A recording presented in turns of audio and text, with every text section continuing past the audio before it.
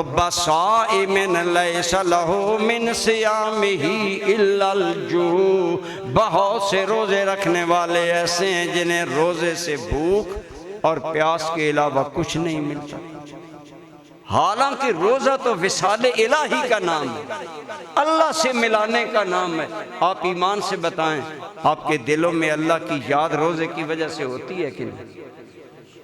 रोज़ेदार पानी नहीं पीता, अल्लाह देख रहा है। खाना नहीं खाता, अल्लाह देख रहा है। इवन के वुज़ू करता है, वुज़ू में पानी की कुल्ली का कतरा कतरा बाहर निकालता है। अगर कतरा भी अंदर गया मेरा अल्लाह जानता है। फिर अगर खाने लगे याद आ जाए कि रोज़ा है तो बंदा नहीं खाता।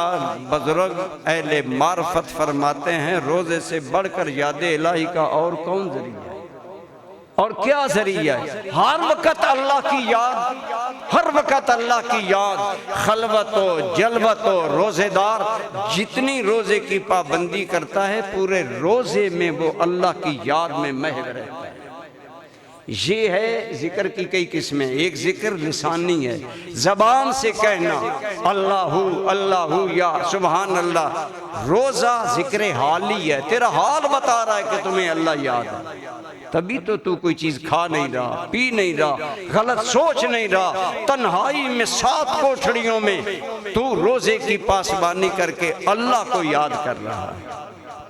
और ये किसी की याद हकीकत में ये जिंदगी है, और अल्लाह की याद तो ज्यादा आला जिंदगी है।